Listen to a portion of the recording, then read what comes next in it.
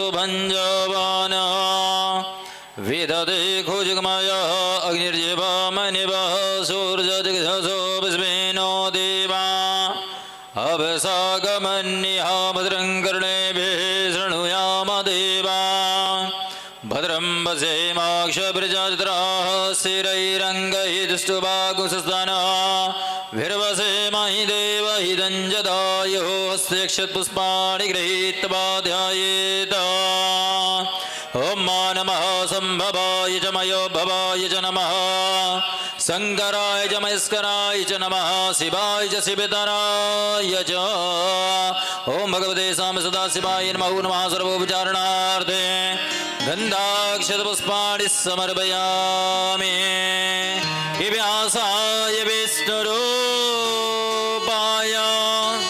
व्यासरूपाय विष्णवे नमो वे ब्रह्मविदये वासिष्ठाय नमो नमः।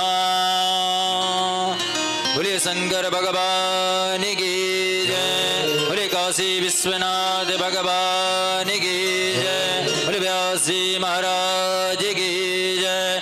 नमः पार्वती पतये हर हर महादेव।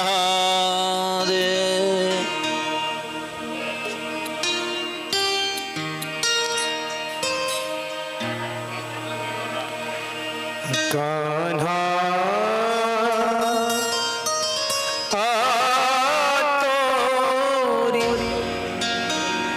जो हरे गई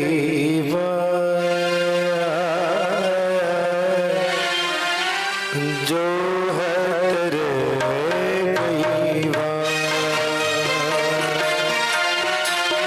कान्हा जो हरे गई जो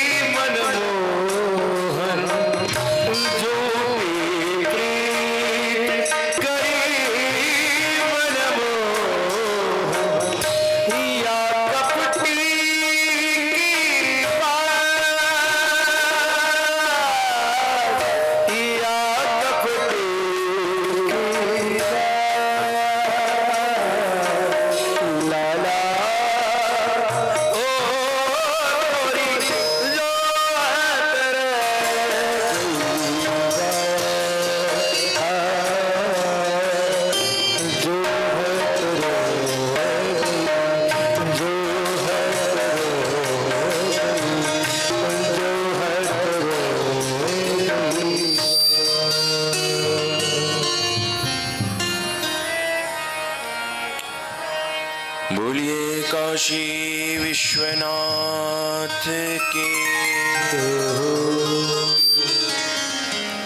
हरि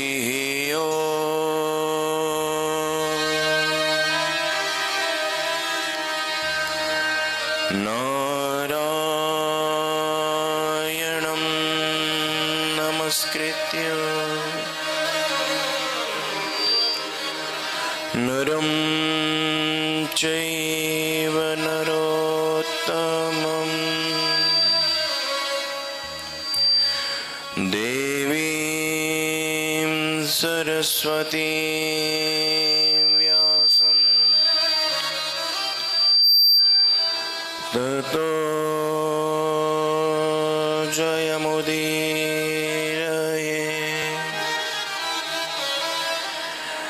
कृष्णाय वासुदेवाय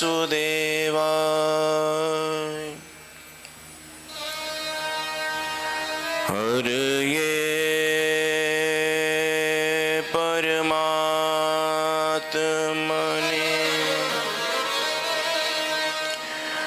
प्रणतक्लेशनाशाय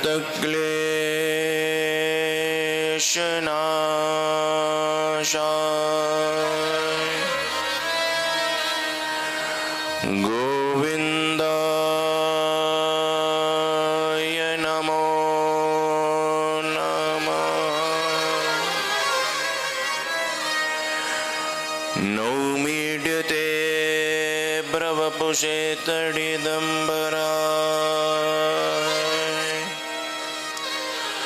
गुञ्जावतं सपरिपेच्छलसन्मुखाय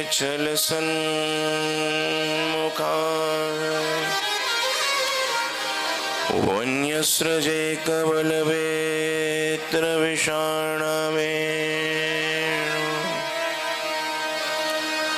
लक्ष्मश्रिये मृदुपदे पशुपाङ्गजा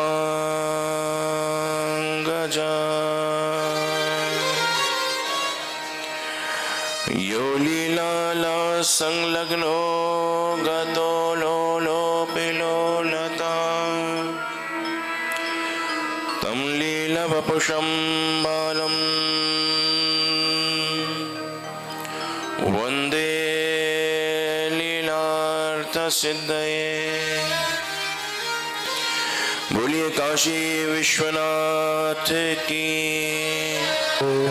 वृंदावन बिहारी लाल की,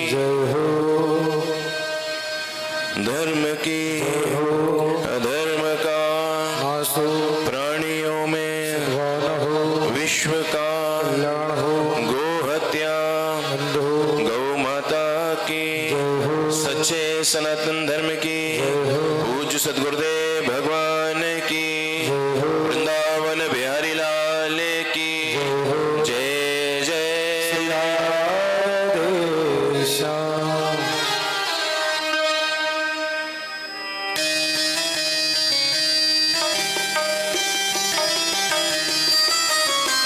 जय जय शिव शिव शंकरा, हर हर महादेव। जय जय शिव शिव शंकरा, हर हर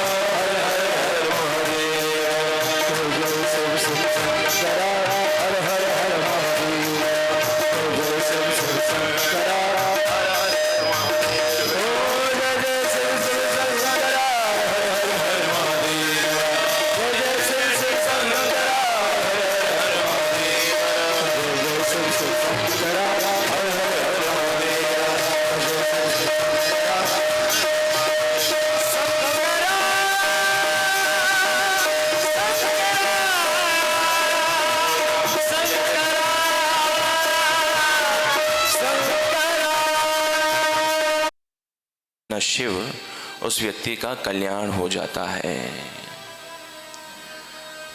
और महाराज विद्वानों ने अर्थ प्रकट किए हैं।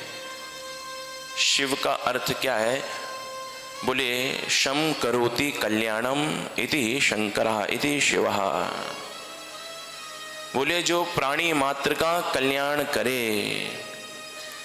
अरे भैया, सती मैया ने स्वयं अपने पिता से कहा था कि हे दक्ष, तूने अभिमान में आकर के जिस भगवान भोलेनाथ का अपराध किया है, जानता है जब वो नृत्य करते हैं और उनके शरीर से जो निर्माल्य गिरता है वो स्वयं भगवान विष्णु और भगवान ब्रह्मा धारण करते हैं। और जिस जीव के मुख से शिव ये नाम निकल जाए, शिव, पार्वती मैया सती मैया कहती हैं उसके जीवन भर के जितने भी पाप हैं वो तुरंत समाप्त हो जाते हैं। अघम आशु हंति तत्। तो और तो महाराज आपको पूजा करना पड़ेगा, काशी विश्वनाथ के दर्शन करने जाना पड़ेगा, महाकाल का दर्शन करने जाना पड़ेगा, तब आपका कल्याण होगा। परंतु आप भगवान का ये पावन नाम गाते जाएं। जिस दिन आपके मुख से ये भगवान का नाम निकल गया, और ये बात भी नहीं है कि आप भगवान शिव का इतना नाम लेंगे तभी कल्याण होगा। बोले एक बार केवल आपने हृदय से भगवान को पुकारा है, भगवान भोलेनाथ का नाम लिया है, तुरंत आपका कल्याण हो जाएगा। और भगवान की तो ये प्रतिज्ञा है ना, अभयम सर्वभूतेभ्यो ददाम्ये तद्व्रतम मम।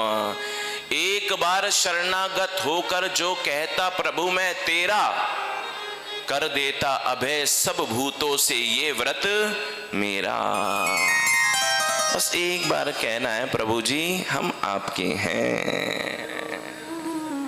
भगवान कहते हैं कोई 10, 25, 50 बार नहीं कहना है, सकृत मतलब एक बार कहना है। पर वो कहना कहाँ से है? आप बहिरंग अवस्था से बोल रहे हैं कि अंतरंग व्यवस्था से बोल रहे हैं? बाहर से नहीं कहना है, अब तो अंदर से।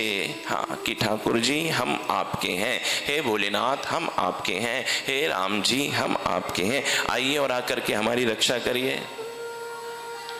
मंदिरों में देव प्रतिमाएं इसलिए खड़ी हैं क्योंकि प्यारे भगवान विचार करते हैं मेरा भक्त कोई आपत्ति में आए, मुझे पुकारे और मैं बैठा रहूंगा तो उठकर जाने में देर लगेगी, इसलिए मैं विराजमान नहीं होऊंगा, अपितु मैं मंदिरों में खड़ा रहूंगा। मेरा भक्त मुझे पुकारे, मैं तुरंत भाग करके उसके पास पहुंच जाऊंगा। सदा भृत्य रक्षण तत्पराः। भगवान भोलेनाथ भक्तों की रक्षा करने के लिए हमेशा तैयार हैं, खड़े हुए हैं। भगवान भोलेनाथ की एक कृपा है भैया, जो हम उनकी ये पावन कथा सुन पा रहे हैं। तो प्यारे, एक बार भगवान को हृदय से अपना, भोलेनाथ को अपना हृदय से मानना है। आप जानते हैं जब भगवान राम आए थे तो उस समय भगवान भोलेनाथ ही हनुमान बन करके आए थे। जो हनुमान जी हैं वो किसके अवतार हैं?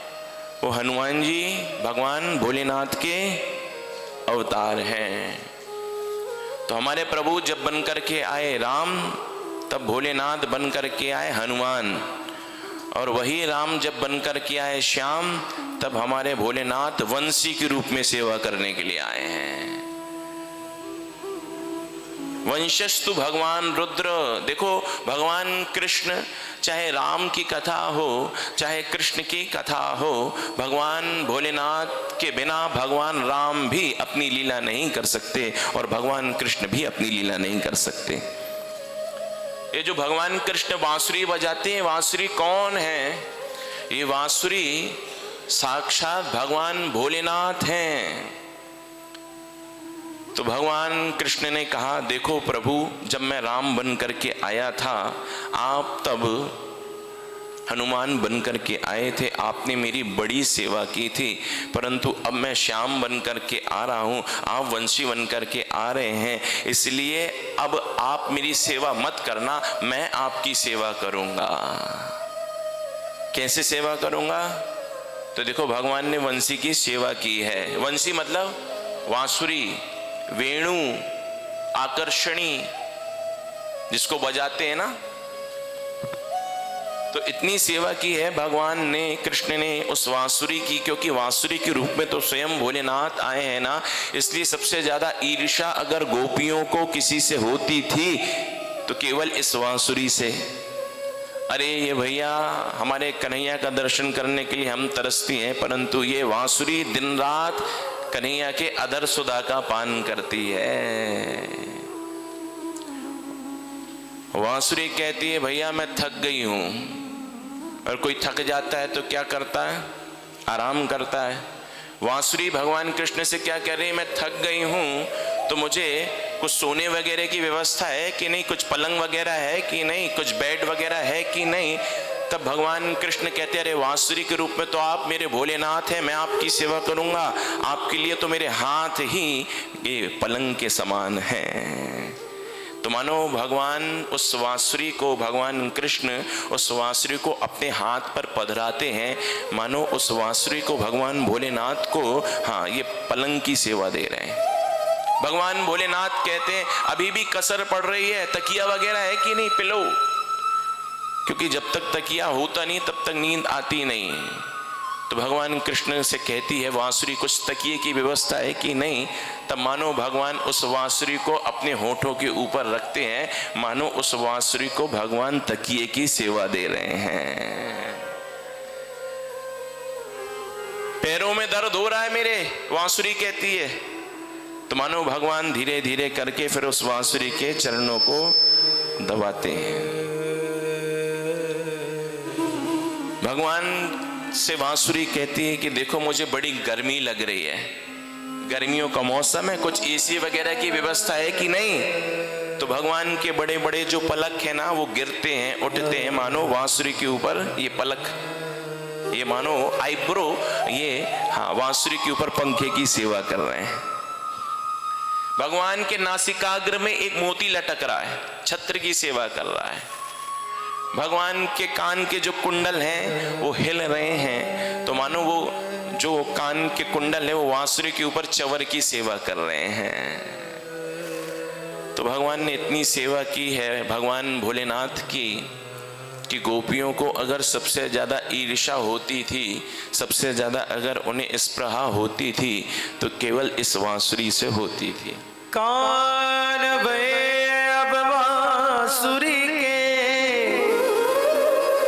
अब कौन सखी हमको चाहिए, निस दिन ही रहे संग साथ लगी, यह सौतन तापन क्यों सही है, जिन मोहनियों मन मोहन को रस खान सदा हमको कही है, मिल आओ सखी सब भाग चले, ब्रज में बस केवल तू बांसुरी है। तो देखो प्यारे, बिना भगवान भोलेनाथ के भगवान कृष्ण का चरित्र भी अधूरा है। भागवत की कथा को आप अगर सुनेंगे तो भागवत के क्रम में अनेकों जगह भगवान भोलेनाथ के चरित्र का वर्णन आया है। भगवान ने गोपियों को रास में कैसे बुलाया था, भगवान ने गोपियों से कहा था कि आने वाली शरद पूर्णिमा के दिन गोपियों हम तुम्हारे मनोरथ को पूरा करेंगे, तुम्हारी इच्छा को पूरा करेंगे। तो शरद पूर्णिमा का वो दिन आ गया और भगवान गोपियों को कैसे बुलाएंगे, मोबाइल तो चलता नहीं था। तो भगवान ने बांसुरी को बजाया है और मानो भोलेनाथ से कहा कि भोलेनाथ जाइए और जाकर के उन गोपियों के कानों में अपना वो दिव्य स्वर फूंक दीजिए। किनके कानों में? बोले जिन गोपियों को मैंने रास में आने का निमंत्रण दिया है, जिन गोपियों को मैंने चीर हरा है। क्लींग शब्द बजाया। देखो बांसुरी जो होती ना, कुछ वाद्य, वाद्य मतलब बजने वाले, कुछ होते हैं घर्षणवाद जो घर्षण से बजते हैं, तबला इत्यादि। कुछ होते हैं तार वाद्य जो तार से बजते हैं, वायलिन इत्यादि। घर्षण मतलब जो तबला ढोलक ये घर्षण से बजते हैं, और जो तार वाद्य होते हैं वो तार से बजते हैं। परंतु वंशी ना तो तार वाद्य है और ना ही घर्षण वाद्य है, अपितु वंशी जो है वो प्राण वाद्य है। बजाने वाला अपने प्राणों को ही उसमें फूंकता है। तो भगवान कृष्ण ने वांसुरी के द्वारा ब्रजमंडल में स्वयं को ही हर जगह विस्तारित किया है, स्वयं को ही फूंका है। तो ये बांसुरी कोई साधारण नहीं है, ये भगवान भोलेनाथ है। भगवान की बांसुरी एक है, देखने में एक है, नाम तीन है और काम तीन करती है। भगवान जब वंशी बजाते हैं तो वो वंशी केवल उन गोपियों को सुनाई देती है भगवान जिनको अपने पास बुलाना चाहते हैं रास में। एक है वंशी, दूसरी है वेणु।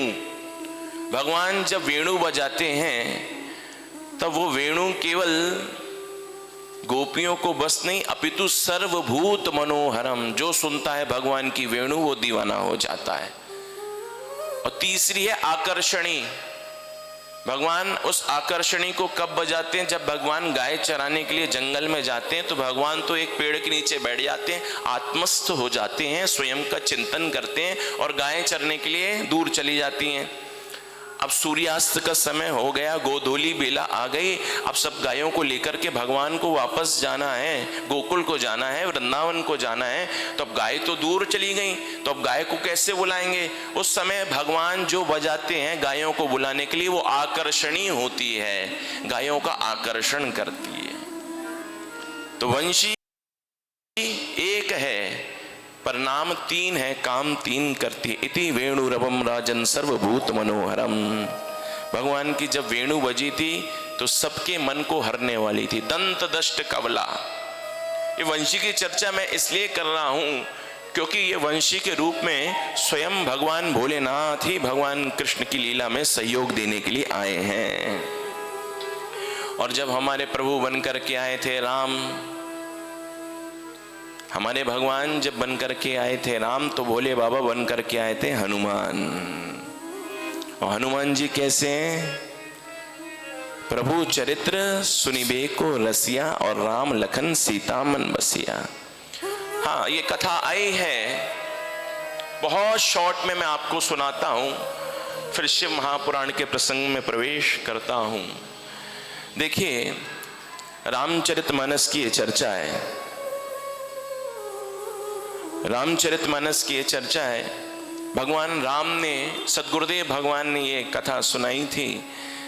भगवान राम ने लक्ष्मण की सेवा में हनुमान जी को नियुक्त कर दिया था। और भैया भक्त गाते हैं ना, वो गाने की बात नहीं, मैं तो इशारा कर रहा हूं केवल, क्या दुनिया चले ना श्री राम के बिना और राम जी चले ना हनुमान के बिना। राम चरित्र में ये वर्णन आया है भगवान राम ने क्या किया था। भगवान राम ने हनुमान जी को लक्ष्मण जी की सेवा में नियुक्त कर दिया था, आज से तुम्हारी जिम्मेदारी है लक्ष्मण। परंतु रावण बड़ा घबरा गया। क्यों? क्योंकि लक्ष्मण और मेघनाथ का युद्ध चल रहा था और मेघनाथ ने ये वर मांगा था कि जिसने 12 वर्ष तक ब्रह्मचर्य का पालन किया है उसी के हाथ मेरी मौत हो। और जब से लक्ष्मण जी भगवान राम की सेवा में वन में आए हैं, 14 वर्ष हो गए हैं, इन्होंने 14 वर्ष से ब्रह्मचर्य का पालन किया है, व्रत किया है। तो रावण घबरा गया है कि मेरे बेटे का वध कहीं लक्ष्मण के हाथों ना हो जाए। परंतु इनकी सेवा में कौन? हनुमान जी भगवान राम ने ही नियुक्त किया था। रावण घबराया है और एक दिन नारद जी महाराज रावण के पास गए हैं। बोले तुम चिंतित क्यों हो? बोले आप संत हैं, संतों पर थोड़ी सी श्रद्धा दिखा दो भैया, वो कृपा कर देते हैं। तो मैं तो आपको मानता हूँ, आपके प्रति मेरी श्रद्धा है। रावण ये कह रहा है किससे? नारद जी से। तो बोले मैं बड़ा चिंतित हूँ, कहीं ऐसा ना हो कि मेरे बेटे मेघनाथ का वध लक्ष्मण के द्वारा हो जाए। और उसने तो ब्रह्मचर्य का पालन भी किया है। हम तो लक्ष्मण को मार नहीं सकते। क्यों? क्योंकि उनकी सेवा में कौन है? बोले हनुमान जी हैं। और हनुमान जी जब तक लक्ष्मण की सेवा में हैं तब तक लक्ष्मण को भी शक्ति नहीं लग सकती, बाण नहीं लग सकता। क्या करें? तो नारद जी ने युक्ति बताई। बोले कुछ मत करो, मैं करता हूं, तुम चिंता मत करना। जब युद्ध हो रहा था तब हनुमान जी तो लक्ष्मण के साथ साथ चल रहे थे, वहीं पर नारद जी प्रकट हो गए और भगवान की बड़ी सुंदर कथा सुनानी प्रारंभ कर दी। बोले उस तब तक तो गारंटी दूंगा, हनुमान जी ने कहा राम से, बोले पूरे समय में आपके भाई लक्ष्मण भैया की सेवा में उपस्थित रहूंगा, पर एक कमजोरी है मेरी। बोले क्या? बोले अगर कोई कथा सुना देता है ना तो मैं बेसुध हो जाता हूं। तो नारद जी महाराज तो जानते थे। तो नारद जी महाराज उस मैदान में प्रकट हो गए जहां पर युद्ध हो रहा था और भगवान की बड़ी सुंदर कथा गाने लग गए।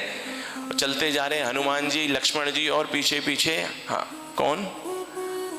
नारद जी भगवान राम की कथा सुना रहे हैं। तो प्रभु चरित सुनबे को रसिया, राम लखन सीता मन बसिया। कथा सुनाते जा रहे हैं और धीरे धीरे धीरे धीरे रुकते जा रहे हैं। हनुमान जी महाराज इतना प्रेम करते हैं भगवान की कथा से कि नारद जी रुक गए तो हनुमान जी महाराज भी रुक गए। और जब हनुमान जी महाराज सेवा में तत्पर नहीं थे लक्ष्मण की, तभी आकर के वो लक्ष्मण को वो बाण लगा है, वो शक्ति लगी है।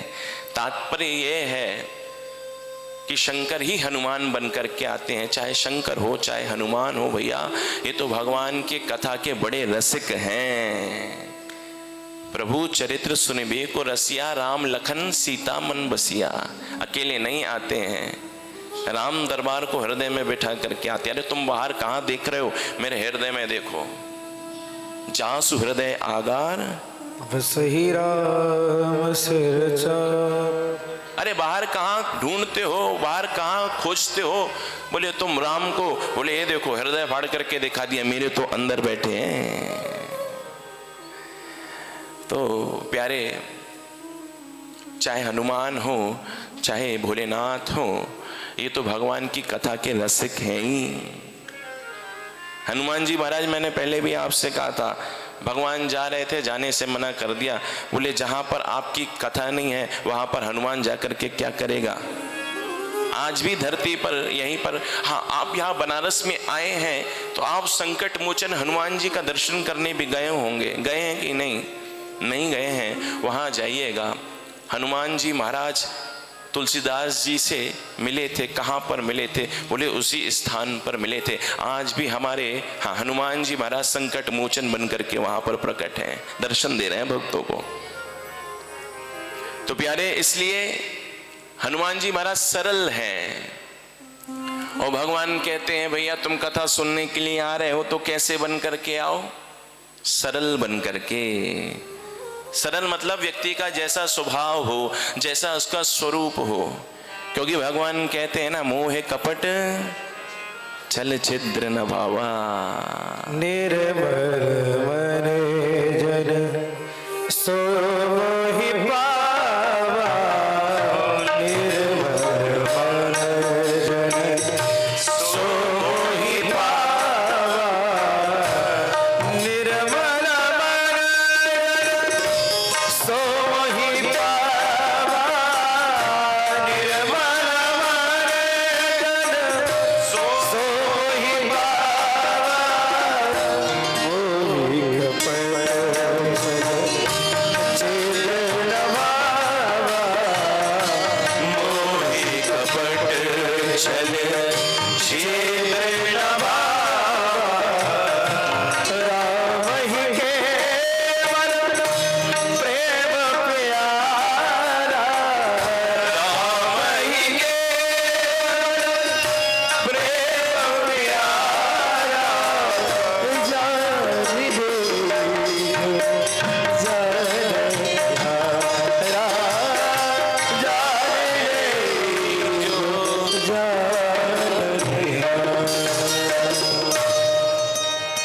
भगवान क्या कहते हैं? मुझे छल छिद्र कपट ये सब पसंद नहीं है। व्यक्ति का जैसा सहज स्वभाव हो वो वैसा मेरी कथा में आए, सरल बन करके आए, सिंपल बन करके आए। सरल का अर्थ क्या है भैया? आज हम क्या करते हैं सरल का अर्थ?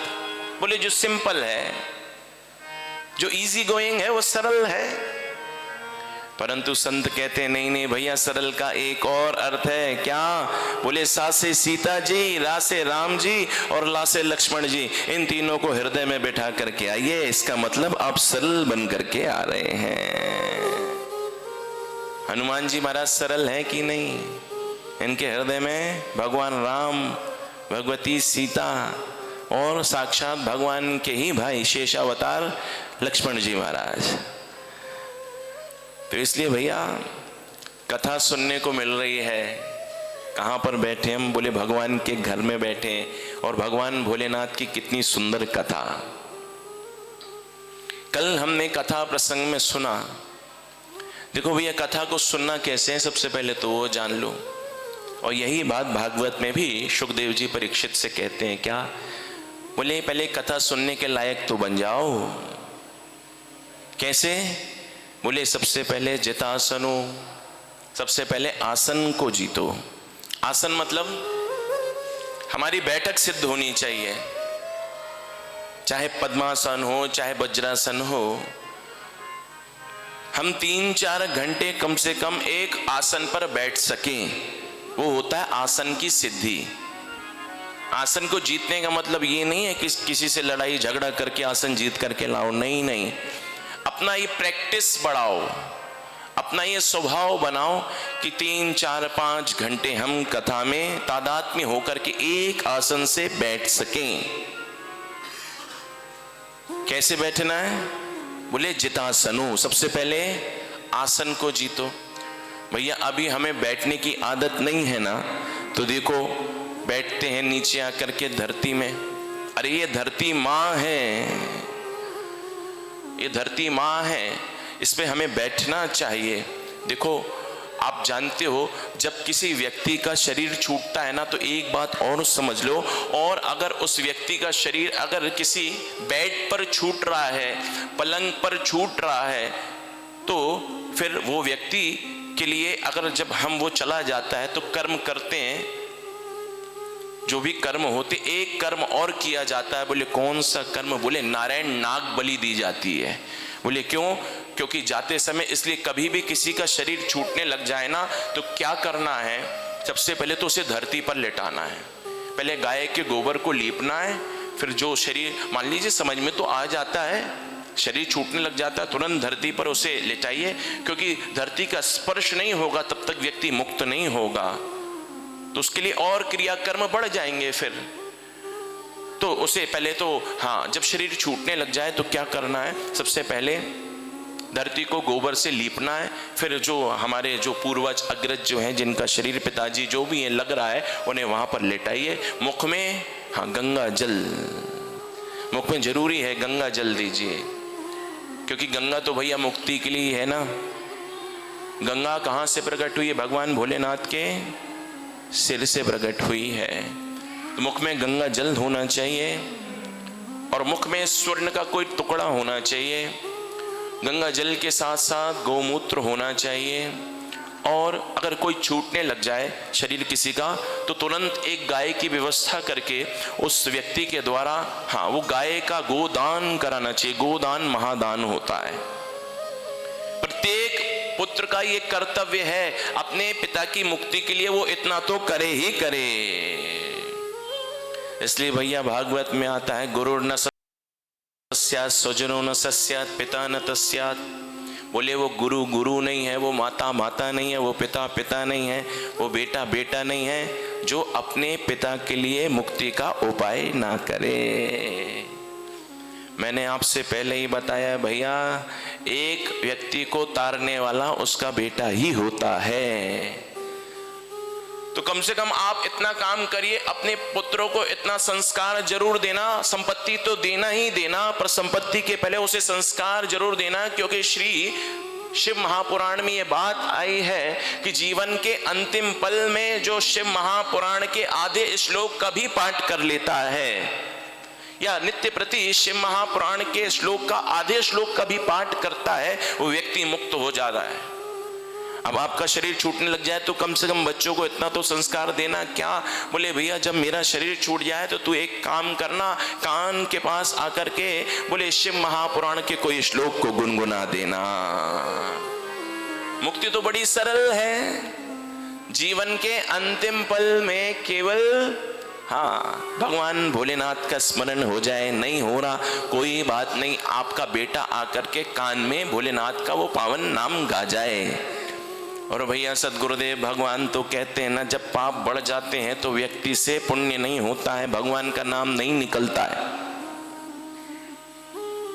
सदगुरुदेव भगवान एक बात और कहते थे कि अगर किसी का कथा में मन नहीं लगता है ना, तो इसका मतलब उसके पाप ज्यादा हैं। तो क्या करना चाहिए ऐसे व्यक्ति को? बोले ऐसे व्यक्ति को पहले जाना चाहिए कहाँ? काशी जाना चाहिए, गंगा जी में स्नान करना चाहिए, हरिद्वार जाना चाहिए, गंगा जी में स्नान करना चाहिए, वृंदावन जाना चाहिए, बिहारी जी का दर्शन करना चाहिए। पाप कुछ कम होगा ना तब आप कथा में बैठ पाएंगे, वरना पाप अगर ज्यादा होगा तो कथा में आप बैठ नहीं सकते। उदाहरण से समझो, किसी व्यक्ति का अगर पैर फ्रैक्चर हो गया, क्या हुआ? बात समझ में आ रही है? किसी व्यक्ति का अगर पैर टूट गया, डॉक्टर के पास वो गया और डॉक्टर ने जैसे उसके पैर को अपने हाथ में लिया, उसमें उसने देखा कि इसमें तो स्वेलिंग हो गई है, सूजन, एक्सरे हुआ, हमारी वो हड्डी टूटी हुई आई। लेकिन जब कोई अंग टूटता है तो हाथ में सूजन आ जाती है। डॉक्टर ने बोल दिया, क्या बोला? कि आपका पैर, हाथ टूट गया है, इसमें प्लास्टर चढ़ेगा। आपने सुना होगा। तो बोले ठीक है आप बांध दो। बोले आज नहीं चढ़ेगा, अभी तो ये इसमें स्वेलिंग है, सूजन है। जब स्वेलिंग कम होगी 2 दिन के बाद आना, अभी तो क्रैप बैंडेज लगाइए, और 2 दिन बाद जब सूजन कम होगी तब प्लास्टर इसमें बंधेगा। इसी प्रकार अभी हमारे हृदय में विकार है, अभी स्वेलिंग ज्यादा है, कथा में मन नहीं लग रहा, तो बोले पहले इसको थोड़ा कम करो। बोले कैसे कम होगी? बोले एक काम करो, हरिद्वार जाओ, वृंदावन जाओ, भगवान का दर्शन करो। उनका दर्शन करोगे पाप कुछ कम होगा, और पाप जब कम होगा ना तब कथा में आपका मन लगेगा। देखो प्यारे, अगर पिता दुकान करता है, बात को समझना, पिता दुकान करता है, दुकान खोलता है, और आज अगर पिता नहीं है तो माँ क्या कहती? बेटा जा करके दुकान में बैठ जा। तो बेटा तो मना करता है, मुझे तो कुछ आता ही नहीं, मैं क्या करूँगा, मैं दुकान में जाकर के बैठूंगा। बोले तू कुछ मत करना, तू बैठ जाना, जो नौकर है वो काम करेंगे, तू कुछ नहीं।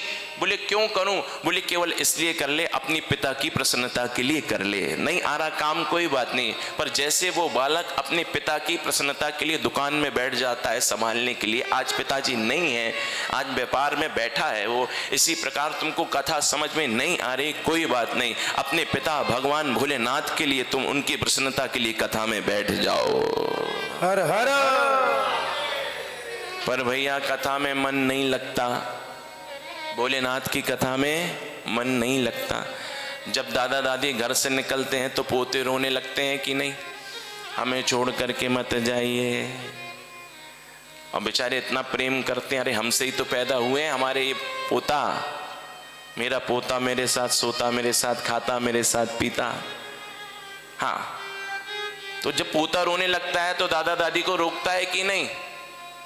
रोकता है, और कभी कभी रुक भी जाते हैं। इसी प्रकार भैया जब हम घर से निकलते हैं तो हमारे पोता, हमारे बेटा कौन है? बोले हमारे पाप हैं, हमसे ही तो पैदा हुए हैं। तो देखो, हम जब निकलते हैं तो हमारे पाप हमको रोक करके रोकने लगते हैं, आप रुक जाइए, क्यों जा रहे हो? आपने ही हमको पैदा किया और आप ही हमें भस्म करने के लिए जा रहे हो। तो व्यक्ति जब कथा सुनने के लिए, देव प्रतिमाओं का दर्शन करने के लिए घर से निकलता है ना प्यारे, तो उनके पाप उनको रोकते हैं। पाप को कम करना है, जाइए गंगा जी का दर्शन करिए। अरे भैया गंगा जी का स्नान की तो महिमा की बात ही क्या है। हरिद्वार गया था अभी मैंने वहां पर पढ़ा, बड़ी सुंदर पंक्ति थी, जहां से जो अच्छा मिले वहां से वो ले लेना चाहिए। दत्तात्रेय भगवान ने ऐसे ही 24 गुरु बनाए थे। लिखा हुआ था, क्या लिखा था? गंगा की वो पावन नगरी, और लिखा था गंगा तव दर्शनात् मुक्तिम भवेत। हे गंगा, तेरे दर्शन मात्र से व्यक्ति मुक्त हो जाता है कि नहीं? तो गंगा की तो ये महिमा है। और गंगा कहाँ से निकली है? गंगा किसको सबसे ज्यादा प्रिय है? बोले भोलेनाथ को प्रिय है। तो इसलिए प्यारे, जैसे वो बालक अपने पिता की प्रसन्नता के लिए कथा में बैठता है, इसी प्रकार भक्त को अपने भगवान की प्रसन्नता के लिए कथा में बैठना चाहिए। महादेव। क्योंकि प्यारे, भगवान की ही तो है कथा। कथा किसकी है? भगवान की है कथा, और हम सब की है व्यथा। लोग क्या सोचते हैं, कथा और कहानी एक है। क्या सोचते हैं? अरे नहीं नहीं भैया, कथा अलग है, कहानी अलग है। कथा जो है वो प्रभात की वस्तु, प्रभात मतलब प्रातः काल की, मॉर्निंग की। कथा जो है वो प्रभात की वस्तु है, और कहानी जो है वो रात की वस्तु है। कहानी सुलाने के काम आती है। जब नींद नहीं आता तो बच्चे क्या कहते हैं? बच्चे कहते हैं कि मैया हमको कहानी सुनाइए। कहानी रात की वस्तु है और कथा प्रभात की वस्तु है। कहानी सुलाने के काम आती है तो कथा जगाने के काम आती है। हर हर। कहानी वो है भैया जो अपने हिसाब से बदल जाती है, पर कथा वो है जो आपको बदल देती है। कथा भोले बाबा की कल्याणकारी, मगर ये करेगी असर धीरे धीरे। कथा भोले बाबा की कल्याणकारी, मगर ये करेगी असर धीरे धीरे। कथा मेरे बाबा की कल्याणकारी, कथा मेरे बाबा की कल्याणकारी, मगर ये करेगी असर धीरे धीरे। मगर ये करेगी असर धीरे धीरे। कथा मेरे बाबा की कल्याणकारी, मगर ये करेगी असर धीरे धीरे। कथा भोले बाबा की। जरा हाथ बोलिए, हर हर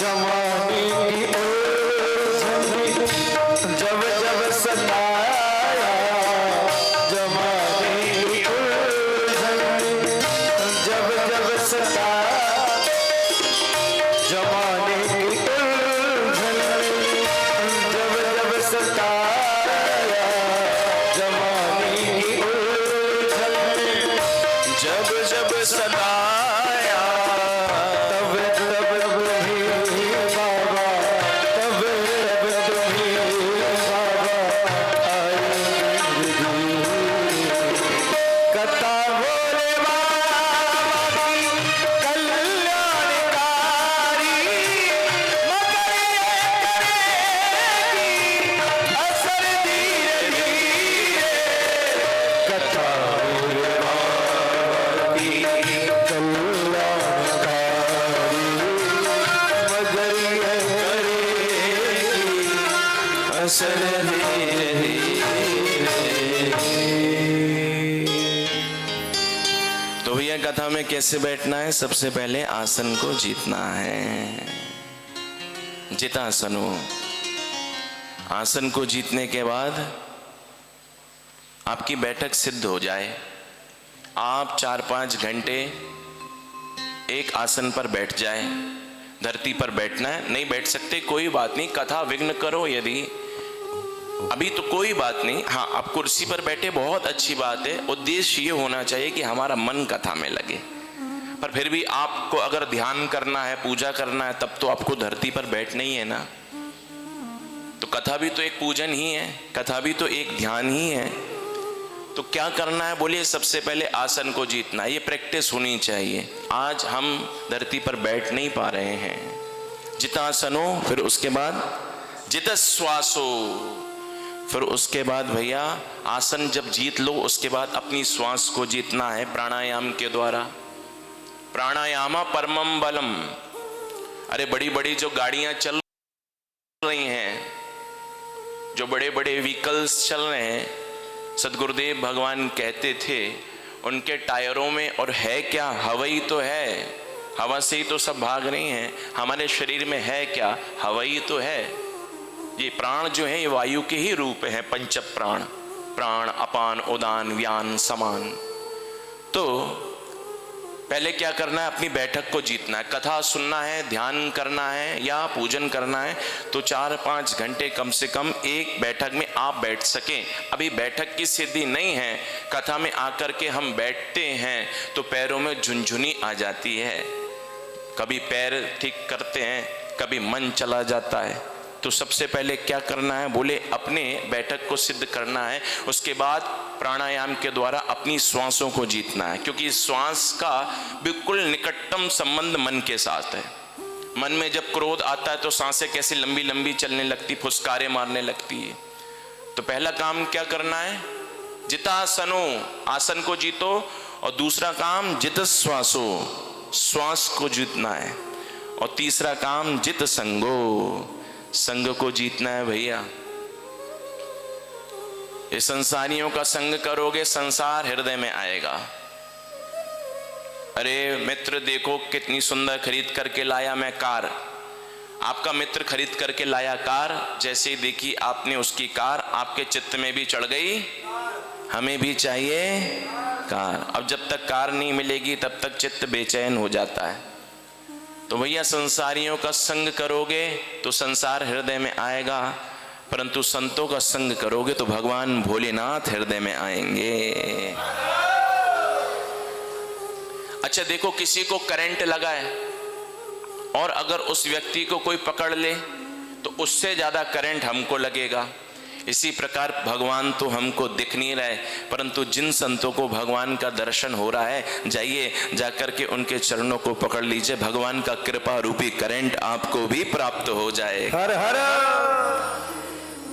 तो क्या करना है भैया? पहले आसन को जीतना है, श्वास को जीतना है, उसके बाद जित संगो। संसार में ऐसा कोई नहीं है जिसका मैं हो सकूं और ऐसा भी कोई नहीं है जो मेरा हो सके। ऐसे केवल कौन है? बोले भगवान भोलेनाथ हैं जो मेरे हो सके और मैं जिनका हो सकूं। अरे भैया शास्त्र कहते हैं जाके प्रिय न राम वै देही तजिए ताही कोटि वैरी सम यद्यपि परम स्नेही। बोले जो ना मेरे राम का सो ना मेरे काम का। अरे भैया जो मेरे राम का नहीं है सो मेरे किस काम का। तो भैया संसार का संग नहीं करना है, संग करना है तो केवल भगवान का संग करना है, संतों का संग करना है। संतों का संग करोगे भगवान हृदय में आएगा। देखो भैया, अगर आपने पहलवानों का संग किया, एक दिन पहलवानी आपको भी आ जाएगी। आपने पीने वालों का संग किया तो एक दिन आप भी पीने लग जाओगे। आपने जुआ खेलने वालों का संग किया तो एक दिन पत्ते फेंकने आपको भी आ जाएंगे। तो संसार के ये कुसंगी व्यक्ति अपने साथ में रहने वाले व्यक्ति को उसी कुसंग का संगी बना देते हैं। जब उसी मार्ग पे लगा देते हैं तो भैया संतों का संग करोगे तो क्या वो नहीं लगाएंगे तुम्हें भगवान की ओर। इसलिए भैया किसका संग करना है? बोले संसार का संग नहीं करना। देखो भैया सत्संग एक ऐसी वस्तु है जो हमें पकड़ानी पड़ती है। सत्संग हमें थमाना पड़ता है, पर कुसंग व्यक्ति खुद थाम लेता है। एक पकड़ाना पड़ता है, दूसरा खुद पकड़ लेता है। सत्संग देना पड़ता है, पर व्यक्ति कुसंग अपना लेता है। देखो भैया, यहीं से पास प्रयागराज है, जहां पर संगम, वहां पर आचार्य श्रीमद वल्लभ महाप्रभु जी, श्री वल्लभाचार्य जी वहां पर चैतन्य महाप्रभु से मिले थे। बात को ध्यान से सुनना। चैतन्य महाप्रभु से जब मिले वल्लभाचार्य महाप्रभु, तो चैतन्य महाप्रभु से कहते हैं वल्लभाचार्य जी कि देखो भैया, एक गाय की सींग पर, एक गाय की जो सींग होती है ना, श्रृंग, एक गाय की सींग पर जितनी देर के लिए एक राई का दाना टिकता है, राई समझते हैं ना, दाल में तड़के में हम प्रयोग में लेते हैं। एक गाय की सींग पर राई का दाना जितनी देर के लिए टिकता है, उतनी देर के लिए भी अगर किसी व्यक्ति को सत्संग मिल जाए तो व्यक्ति मुक्त हो जाए। चैतन्य महाप्रभु कहते आपने बात बड़ी अच्छी कही, पर एक बात मैं भी कहना चाहता हूं। बोले क्या? बोले गाय की सींग पर राई का दाना जितनी देर के लिए टिकता है, उतनी देर के लिए अगर व्यक्ति सत्संग छोड़ दे तो कुसंग पकड़ लेता है। सत्संग पकड़ाना पड़ता है, पर व्यक्ति कुसंग पकड़ लेता है। तो भैया ये चार चीजों का ध्यान रखना है। कथा में आ रहे हो तो सबसे पहले क्या बोले? आसन को जीतो, उसके बाद श्वास को जीतो, और उसके बाद संग को जीतो, और चौथा है जितेंद्रिय, अपनी इंद्रियों को जीतो। ये इंद्रिय हमारे शरीर में 10 इंद्रिय हैं कि नहीं? आंख, नाक, मुंह, हाथ, पैर, ये सब इंद्रिय, 5 ज्ञानेंद्रिय, 5 कर्मेंद्रिय। एक प्रकार से ये हमारी सेवक हैं, एक प्रकार से हमारी नौकर हैं। आंख हमारी नौकर है, सेवक है, वो सेवा के लिए है।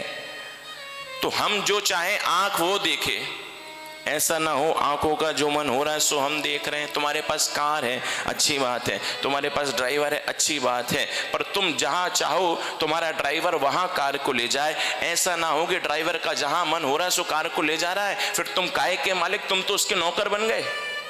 ये मन जहां आप चाहते हैं भैया वहां जाए, ऐसा ना हो कि मन जहां कर रहा है सो हम जा रहे हैं। ये इंद्रियां हमारी सेवक हैं, हम इनके अनुकूल ना हो, ये हमारे अनुकूल चलें। ये चार बातों का ध्यान रखना है, और उसके बाद फिर भगवान की पावन, भोलेनाथ की पावन कथा को सुनना है। श्रोतव्य, यही बात पहले दिन भी मैंने दूसरे दिन आपसे कही थी। श्रोतव्य कीर्तितव्यश्च स्मर्तव्यश्चेच्चताभयम्। पहले भगवान की कथा को सुनना है, सुनने के बाद भोलेनाथ की कथा को सुन रहे हो, सुनने के बाद उसका कीर्तन करना है, और कीर्तन करने के बाद उसका स्मरण करना है। केवल आप यहां से कथा सुन करके गए और आपने जाकर के कमरे में चिंतन नहीं किया, तो आपने जितना भी कथा सुना श्रम एव ही केवलम, वो केवल कोरा परिश्रम किया है आपने। धुंधकारी मुक्त क्यों हुआ था जानते हैं आप? महाप्रेत था, पापी था। उसके निमित्त गोकर्ण जी ने भागवत की कथा सुनाई थी, और लोगों ने भी कथा सुनी थी। परंतु जब 7वें दिन कथा विश्राम हुई है, तब एक विमान आया है, और उस विमान पर बैठकर के धुंधकारी भगवान के धाम को गया है। गोकर्ण जी ने प्रश्न किया है, और लोगों ने भी कथा सुनी, विमान क्यों नहीं आया? बोले सुनी तो सबने, परंतु उसका चिंतन, उसका स्मरण, उसका सुमिरन किसी ने नहीं किया, केवल इस धुंधकारी ने किया। इसलिए इसको लेने के लिए विमान आया है। कथा का पूरा फायदा चाहते हो? कितने दिन की कथा? 9 दिन की कथा है। यहाँ पर सबका त्याग करके तुम कितनी दूर से आए हो, तो केवल 3 घंटे नहीं देना है प्यारे। यहाँ कथा सुनने के बाद कोई बच्चा अगर स्कूल में पढ़ता है, पढ़ने के बाद अगर वो घर में आकर के रिवीजन नहीं करेगा तो सब भूल जाएगा। 3 घंटे तुम कथा सुन रहे हो, 9 दिनों के लिए तुम यहाँ पर आए हो। तुम ये समझो भैया हमारी परीक्षा चल रही है, यहाँ पर भगवान भोलेनाथ का ये विद्यालय है, यहाँ उसकी भक्ति की परीक्षा देने के लिए तुम आए हो। 3 घंटे स्कूल में पढ़ रहे हो, घर जाकर के तैयारी भी करो, वरना भैया तुम फेल हो जाओगे। फिर तो साल भर बाद नंबर आता है कि नहीं? एक विद्यार्थी अगर फेल हो जाता है स्कूल में तो केवल कथा को सुनना नहीं है, कथा को बुनना भी है, हृदय में उतारना भी है, उसका चिंतन भी करना है, उसका स्मरण भी करना है कि आज हमने कथा में क्या सुना। विडंबना है महाराज, 4 दिनों से कथा सुन रहे हैं, किसी से पूछ लिया जाए महाराज क्या सुना, तो कोई बता नहीं पाएगा। बोले हाँ वो भजन हुआ था उसमें हम ऐसे ठुमके थे। बोले हम वो एक भजन हुआ था उसमें वो भक्त ऐसा आया था हमको उठा करके नचाया था। बस यही याद रह जाता है।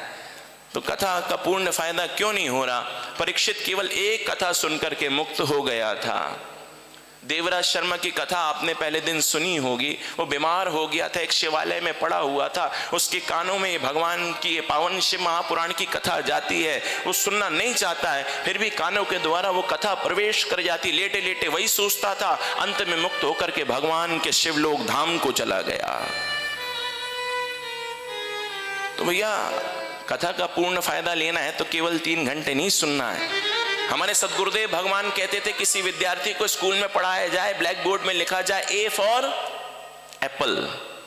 हाँ वहां तो वो देख रहा है, पर उसको अगर कहीं स्कूल से बाहर जाए और बाहर जाकर के अगर उससे पूछा जाए ये क्या लिखा है, अल्फाबेट ए लिखा है, तो कहे नहीं नहीं ये ए फॉर एप्पल नहीं है, वो ए फॉर एप्पल तो केवल स्कूल में था। फिर तुम किस बात से पढ़ रहे हो भैया? अगर संत तुमको कह रहे हैं कि हर व्यक्ति के अंदर देखो, अगर देव प्रतिमाओं के अंदर तुम्हें भगवान का दर्शन हो रहा है तो इसका मतलब यह है कि तुम स्कूल में बैठ करके ब्लैक बोर्ड में वो पढ़ रहे हो। पर सार्थकता कब है? जब स्कूल में पढ़ा हुआ तुम वो अल्फाबेट कहीं पर भी देखो तो तुम्हारे चित्त में एप्पल प्रकट हो जाए। इसी प्रकार मंदिरों में हम देव प्रतिमाओं का दर्शन कर रहे हैं, उनका दर्शन करते करते हम यही तो सीख रहे हैं कि बाहर जब मंदिर से हम निकले तो मंदिर की मूर्ति में हम जिसका दर्शन कर रहे थे, घूमते फिरते सब जीवों के अंदर उसी भगवान का दर्शन हो जाए तो भैया समझ जाओ आपने पढ़ाई की है, सार्थकता है। ये सदगुरुदेव भगवान कहते थे। तो भैया इन सब का अभ्यास करना है। और कुछ कुछ प्रोफेशन तो ऐसे होते हैं जीवन भर जिसका व्यक्ति अभ्यास ही करता है। जैसे डॉक्टर से पूछो भैया तुम क्या करते हो, तो डॉक्टर क्या कहता है, मैं प्रैक्टिस कर रहा हूं। एडवोकेट से पूछो तो बोले मैं हाई कोर्ट में प्रैक्टिस कर रहा हूं। ये जीवन भर हम केवल प्रैक्टिस ही कर रहे हैं। बोले क्या? बोले जीवन का अंतिम पल हमारा सुधर जाए, अंतिम पल केवल हमारे मुख से भगवान का नाम निकल जाए, हमारे हृदय में भगवान प्रकट हो जाए। ये कथा क्या कर सुन रहे हैं? बोले प्रैक्टिस कर रहे हैं, अपना स्वभाव बना रहे हैं, अपना नेचर बना रहे हैं कि जीवन का जब अंतिम पल आए तो हमारे हृदय में भगवान भोलेनाथ प्रकट हो जाए, हमारे कान में आकर के कोई भगवान भोलेनाथ का नाम गुनगुना जाए। ये प्रैक्टिस ही तो चल रही है। जन्म जन्म मुनि जतन कराही और अंत राम कहीं आवत नाही। संत प्रयास करा रहे हैं, कथा सुना रहे हैं, क्या बोले बेटा राम बोलो राम। संत सदगुरुदेव भगवान सुनाते थे क्या? राम बोलिए राम। एक बूढ़ा व्यक्ति, अगर निवेदन करूं आपसे, मरने वाला था। वो व्यक्ति बड़ा नास्तिक था, उसका बेटा बड़ा आस्तिक था, वो भगवान को मानता था। उसने कथा में सुना था कि जीवन के अंतिम पल में भगवान का नाम निकल जाता है तो व्यक्ति मुक्त हो जाता है। पिता जो है वो मरने पर है, बिस्तर पर है। बेटे ने विचार किया कि पिताजी के मुख से अगर भगवान का नाम निकल जाएगा तो पिताजी मुक्त हो जाएंगे। बात को ध्यान से सुनना। तो बेटा कहता है पिताजी राम बोलिए राम। क्या बोलता है? अरे कम से कम आप ही बोल दो भैया, कम से कम ये भगवान का नाम आपके पुण्य रूपी बैंक में जमा हो जाएगा। ये न केन प्रकारेण मना कृष्णम निवेश। भगवान कहते जैसे भी सही नाम निकल जाए, सांकेत्यम पारिहास्यम वस्तुभम हेलनमेवा। किसी का मजाक उड़ा रहे हो, भगवान का नाम ले रहे हो ना, राधे राधे प्रभु जी कहाँ जा रहे हो आजकल, तो वो राधे राधे आपके बैंक में जमा हो गया। किसी का मजाक उड़ा रहे हो, किसी को पुकार रहे हो, किसी को इशारा कर रहे हो, किसी को डांट रहे हो, तो भगवान का नाम निकल जाए ना। कैसे भी भैया भाव कुभाव अलग आलसो नाम जपत मंगल दिसी। कैसे भी अजामिल ने अपने बेटे का नाम लिया, संतों के कहने से बेटे का नाम नारायण रख दिया, और जीवन के अंतिम पल में केवल अपने बेटे को बुलाया, भगवान को नहीं बुलाया। तो उसको लेने के लिए विष्णुदूत आ गए, मुक्त हो गया। पर जो उसकी पत्नी थी वो कैसे मुक्त हुई? बोले भैया अगर ये नाम लेते लेते तर गया तो उसकी पत्नी नाम सुनते सुनते तर गई। अपने प्यारे राम को रीझ बजाया कि खेत पड़े पड़ जात है उल्टा सीधा भी।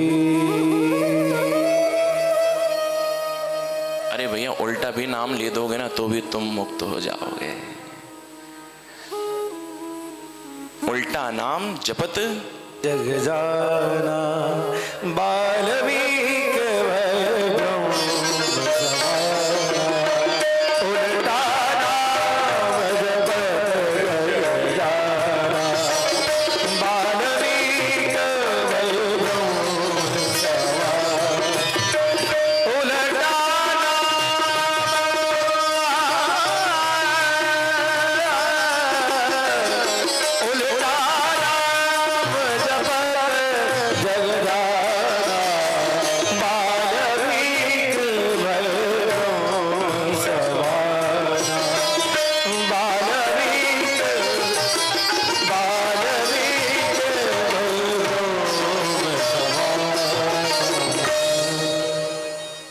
क्या कहते थे?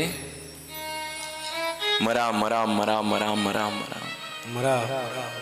अब देखिए उल्टा नाम लेने से वो मुक्त हो गए। तो भैया हम तो उसकी कथा सुन रहे हैं, प्रेम से उसका नाम गा रहे हैं, तो हम क्यों ना मुक्त होंगे।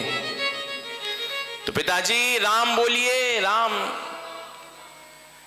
तो पिताजी ने जीवन भर कभी तो भजन किया नहीं था, पाप ज्यादा थे, पाप तो भगवान का नाम लेने नहीं देते।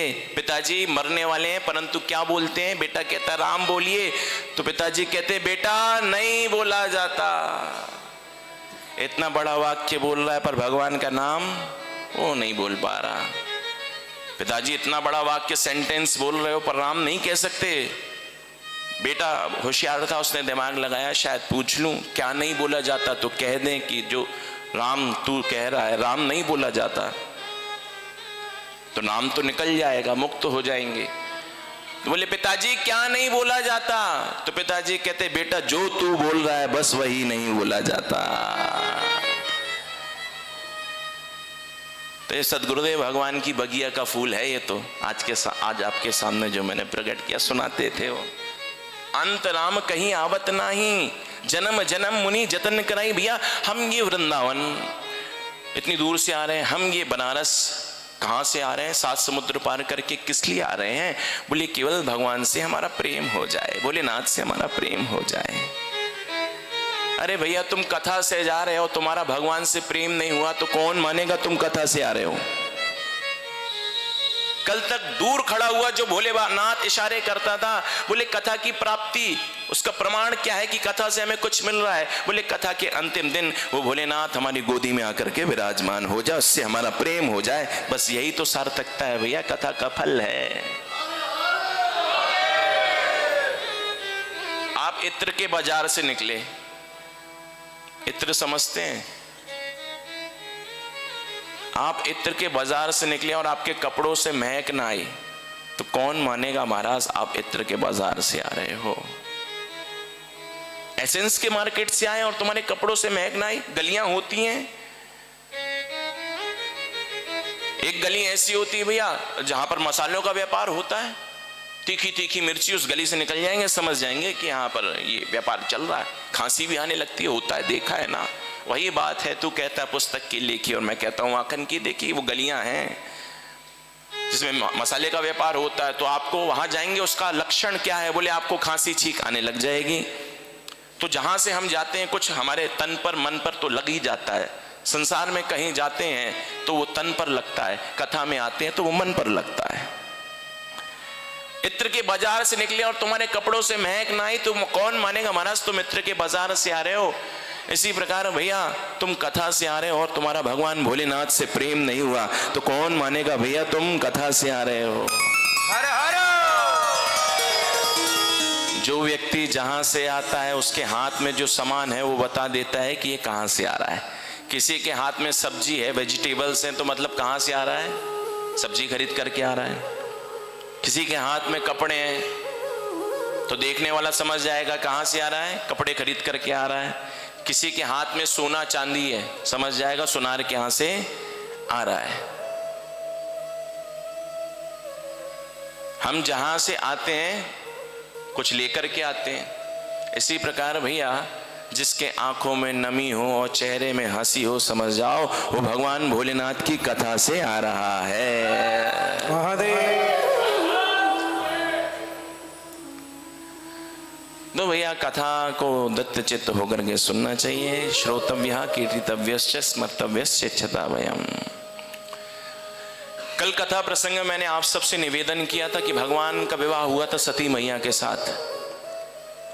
ब्रह्मा का उपहास भगवान भोलेनाथ ने किया था, क्योंकि ब्रह्मा अपनी बेटी के प्रति मुग्ध हो गए थे। तो ब्रह्मा के मन में यह भाव आया कि जब तक ये स्त्री का संग नहीं करेंगे तब तक मेरे मन में शांति नहीं होगी। इन्होंने 2 बार कामदेव को ही भेजा है, विष्णु से भी प्रार्थना की। भगवान विष्णु ने कहा अगर तुम चाहते हो भोलेनाथ शादी करें तो एक काम करो, भगवती की उपासना करो। भगवती की उपासना की है, प्रकट हुई हैं वो दुर्गा मैया, और अंत में उन्होंने प्रार्थना की कि आप चलिए और चल करके भगवान भोलेनाथ से विवाह करिए, शादी करिए। तब भगवती ने यही कहा है कि मैं तो अनंत जन्मों से उनकी दासी हूँ, वो मेरे स्वामी है, मैं पक्का निश्चित ही आऊँगी। आशीर्वाद देकर के वो अंतर्ध्यान हुई, सती मैया बन करके आई हैं, और इन्होंने भी भगवान भोलेनाथ को पाने के लिए तप किया है। भगवान भोलेनाथ ने इनके साथ विवाह किया है, क्योंकि सती के जो पिता थे दक्ष, इन्होंने भगवान भोलेनाथ की आराधना की थी 3000 वर्षों तक। एक नदी के किनारे 3000 वर्षों तक इन दक्ष ने भगवान भोलेनाथ की आराधना की थी। भगवान भोलेनाथ प्रकट हुए थे, इन्होंने वर मांगा था कि मेरी बेटी जो सती है ना उसके साथ आप शादी करिए। भगवान भोलेनाथ ने कहा बिल्कुल, वो तो मेरी अर्धांगिनी है, अनंत जन्मों से मेरी पत्नी, मैं उसका स्वामी हूँ, मेरी दासी है, मैं तो शादी करूंगी, मैं तो शादी करूंगा। भगवान भोलेनाथ ने कहा, पर एक भगवान ने शर्त रखी थी, एक प्रण किया था। बोले मैं जब तक तुम्हारी बेटी दक्ष जो तुम्हारी बेटी होगी उसके साथ मैं जब तक रहूंगा, जब तक वो मुझ पर विश्वास करेगी, जैसे ही उसको मेरे ऊपर अविश्वास हो जाएगा मैं उसका परित्याग कर दूंगा। तो सती मैया से एक अपराध हो गया था। क्या? भगवान भोलेनाथ ने कहा था ये साक्षात भगवान है, राम जी जा रहे थे, ऐसी एक्टिंग की कि भैया सती जी भी व्यामोहित हो गई कि भगवान नहीं है। परीक्षा ली, और जब भगवान भोलेनाथ ने कहा, कैसे परीक्षा ली? बोले सती सीता बन करके प्रकट हो गई। भगवान भोलेनाथ समझ गए थे। भगवान राम ने तो देखा और कह दिया था कि आप तो सती मैया यहाँ पर क्यों आई हैं अकेले जंगल में भगवान शंकर को छोड़ करके। तब इन्होंने पूरा वृत्तांत बताया कि मैं तो आपकी परीक्षा लेने के लिए आई थी, और तब लौट करके आई हैं। और भगवान भोलेनाथ ने जब कहा है कि सती परीक्षा ले ली, तो इन्होंने कहा कि नहीं नहीं स्वामी, आपने कह दिया, मैंने मान लिया, परीक्षा लेने की जरूरत नहीं है। इन्होंने ध्यान लगाया और समझ गए कि सती ने सीता का वेश धारण किया है, इसलिए अब इस शरीर से मैं सती से प्रीति नहीं करूंगा। तभी मन से त्याग कर दिया था। पहले तो साथ में बिठाते थे, परंतु अब सामने बिठा करके भगवान की कथा सुनाते हैं, कैलाश को ले जाते हैं। नवदा भक्ति का बड़ा ही सुंदर उपदेश दिया है भगवान भोलेनाथ ने। सती मैया को नवदा भक्ति का उपदेश दिया था। 9 प्रकार की भगवान की भक्ति है, श्रवणम कीर्तनम विष्णु। ये 9 प्रकार की भक्ति मतलब भगवान तक पहुंचने वाले, भगवान तक जाने वाले ये 9 रास्ते हैं। श्रवणम कीर्तनम विष्णु, अर्चनम वंदनम दास्यम सख्यम आत्मनिवेदनम। प्रथम भगति संतन कर संगा, और दूसरी रति मम कथा प्रसंगा। देखो भैया, भगवान राम ने भी शबरी मैया को नवदा भक्ति का उपदेश दिया था। क्या कहा था? बोले पहली भक्ति क्या है? गति संतन कर संगा, प्रथम भगति संतन कर संगा, दूसरी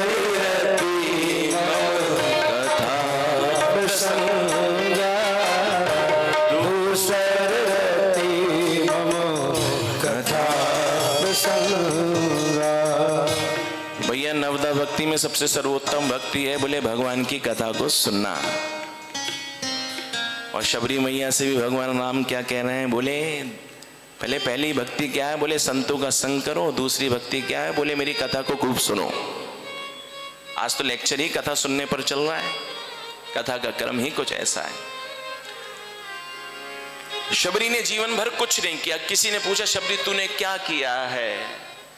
भाई यही तो बात है ना, भक्त कहता है कि भगवान आते नहीं हैं, भगवान खाते नहीं हैं, भगवान सोते नहीं हैं। भक्त कहता है ना, देखो शबरी से पूछा, शबरी से किसी ने पूछा तूने जीवन भर क्या किया? बोले जीवन भर मैंने केवल राम की बाट देखी है। बोले उसका प्रमाण क्या है? बोले राम की बाट देखने का प्रमाण मेरे ये बेर हैं। बोले ये बेर, ये सूखे हुए झूठे? बोले तेरी दृष्टि में अगर ये सूखे झूठे बेर हैं तो मेरी दृष्टि में साक्षात मेरे प्रभु राम हैं। ये मेरी बरसों की तपस्या है, ये बेर, ये मेरी साधना है, ये मेरे गुरु के द्वारा भगवान से मिलाने वाला वो सूत्र है, ये साधारण नहीं है। तो भैया देखो, बात बहुत अच्छी है, प्यार में भी ताकत है भगवान को झुकाने की, वरना क्या जरूरत थी भगवान को शबरी के झूठे बेर खाने के। हर हर। तो प्यारे, कौन कहता है भगवान? कौन कहता है भगवान आते नहीं? कौन कहता है भगवान आते नहीं? माँ यशोदा के जैसे बुलाते नहीं, माँ यशोदा के जैसे बुलाते नहीं। अच्युतम केशवम कृष्ण दामोदरम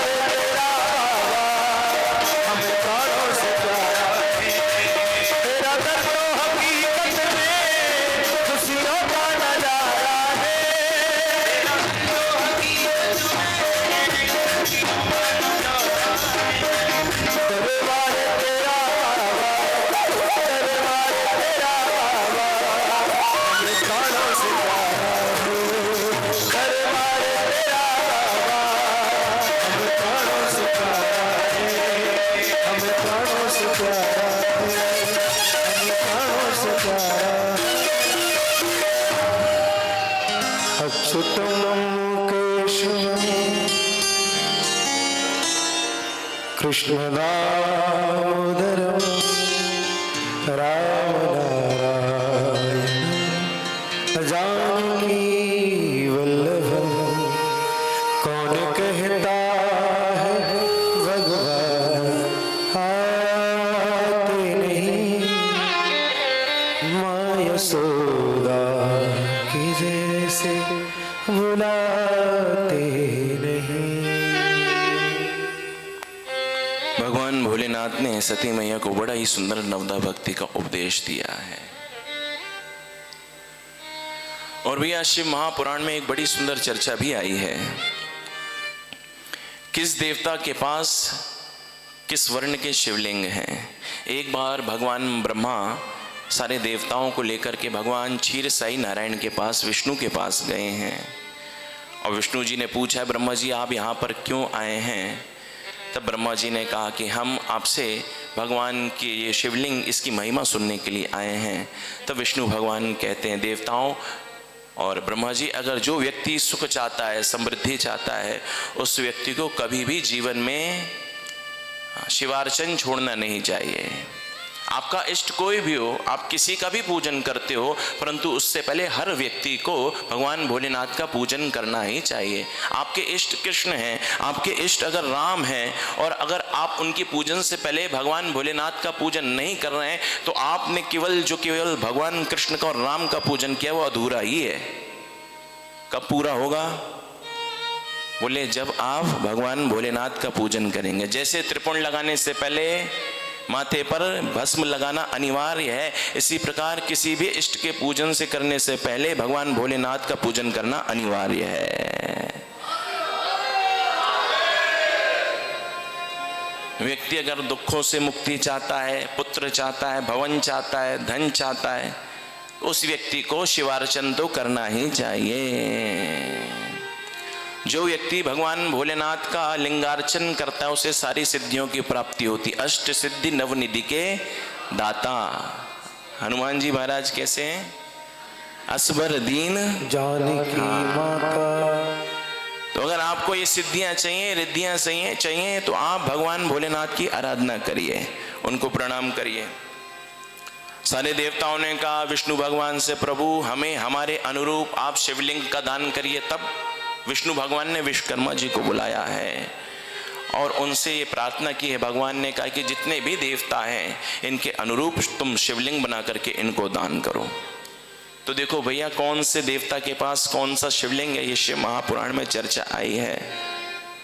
पद्मराग मणि का शिवलिंग बना करके इंद्र को दिया है भगवान विष्णु ने, और सोने का शिवलिंग बना करके कुबेर को दिया है। और पीले वर्ण की एक मणि होती है, उसे पीत मणि कहते हैं, उसका शिवलिंग बना करके भगवान विष्णु ने धर्मराज को दिया है। श्याम मणि का जो शिवलिंग है वो वरुण जल के देवता उनको दिया है। स्फटिक मणि का शिवलिंग वो किसको दिया है? वो लक्ष्मी मैया को दिया। अगर तुम लक्ष्मी चाहते हो ना तो स्फटिक मणि के शिवलिंग का पूजन करो। एक धातु होती इसको कहते हैं तांबा, उस तांबे का शिवलिंग बना करके विश्वकर्मा ने और भगवान विष्णु ने आदित्यों को दिया है। और चंद्रमा जो है, जो भगवान भोलेनाथ के ललाट पर विराजते हैं, उनको मोती का शिवलिंग बना करके भगवान विष्णु ने पूजन करने के लिए दिया है। वज्रलिंग बना करके अग्नि को दिया है, और ब्राह्मणों को और उनकी पत्नियों को मिट्टी का, और जो सांप होते हैं ना सर्प, उन्हें चंदन का शिवलिंग दिया है। और भगवती को मक्खन का शिवलिंग बना करके भगवान विष्णु ने दिया है। योगियों को भस्म का शिवलिंग बना करके दिया है। यक्षों को, जो कुबेर जिनके राजा हैं यक्ष, उनको दही का शिवलिंग बना करके दिया है। छाया को मिट्टी का लिंग बना करके दिया है। जो ब्रह्मा जी की पत्नी है ब्रह्माणी, उनको रत्नों का दिव्य शिवलिंग बना करके उसका दान किया है। और पारे का शिवलिंग वो पृथ्वी मैया को दिया है। हर देवता भगवान भोलेनाथ की अभ्यर्चना और आराधना करते। मैंने आपसे पहले दिन से ही निवेदन कर रहा हूं। कुबेर के पास स्वर्ण का शिवलिंग है, लक्ष्मी मैया के पास स्फटिक का शिवलिंग है। हर देवता, हर भगवान, देखो भैया और सब तो देव हैं, परंतु भोलेनाथ देव नहीं, भोलेनाथ तो महादेव हैं।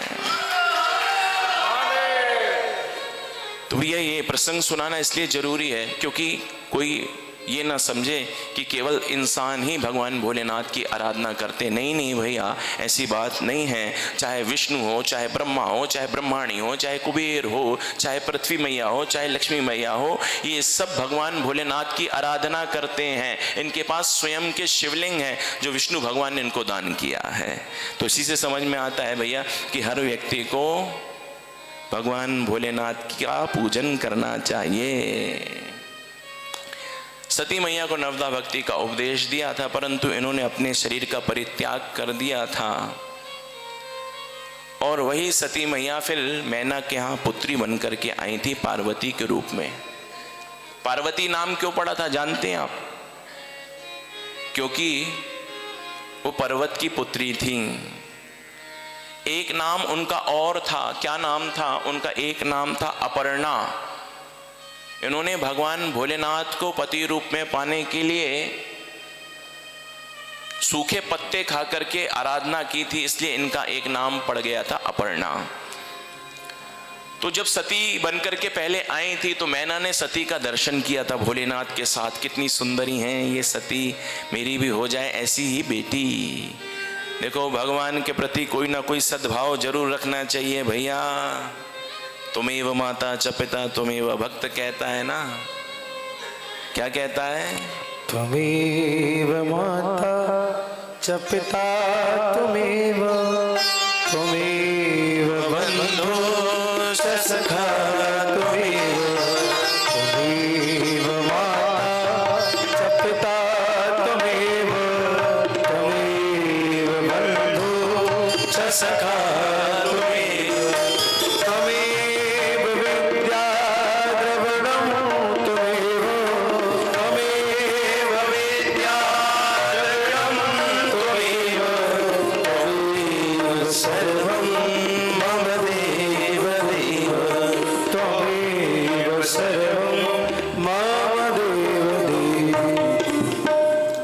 श्लोक का अर्थ जानते हैं?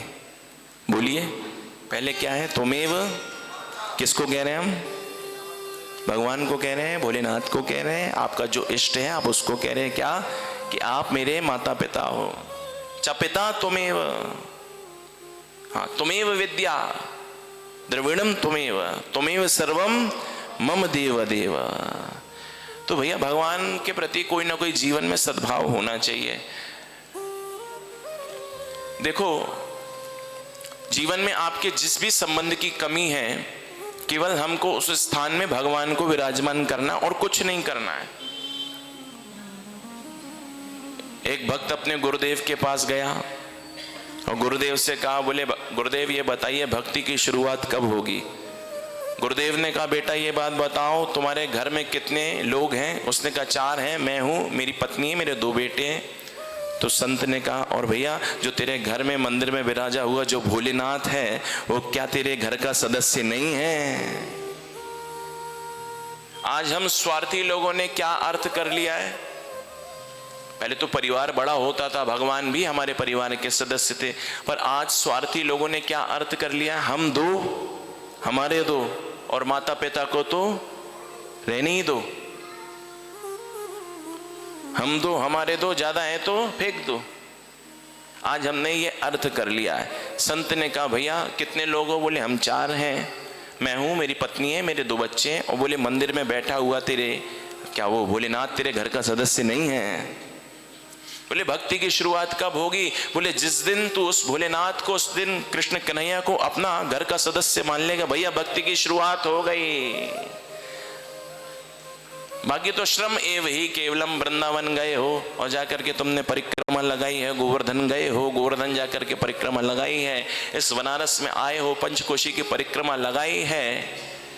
ये तो केवल एक प्रथम सोपान है। बोले भगवान की भक्ति की शुरुआत कब होगी। बोले जिस दिन वो कृष्ण कन्हैया, वो भोलेनाथ तेरे घर का सदस्य बन जाएगा। तो देखो, सोमवार अगर तुम्हारे पसंद का भोजन बन रहा है, मंगलवार अगर तुम्हारी पत्नी की पसंद का भोजन बन रहा है, बुधवार अगर तुम्हारे बच्चे का पसंद का भोजन बन रहा है, गुरुवार अगर तुम्हारी बच्ची के पसंद का भोजन बन रहा है, तो बोले शुक्रवार बोले बस भोलेनाथ के पसंद का भोजन करा दो, भोजन बना दो। यही तो भक्ति है प्यारे। भगवान की इच्छा में अपनी इच्छाओं को मिला देना ही भक्ति है। ना देखूं किसी और को तो हे देखन दूं कृष्णा इन नैनन में, सत है पलक ढाक में लूं, ना मैं देखूं गर को, ना तो हे देखन दूं। काजरदार किरकिरावे, सुरमा दियो लगाए, मेरे इन नैनन में श्याम बसे, जब दूजो नाही समा।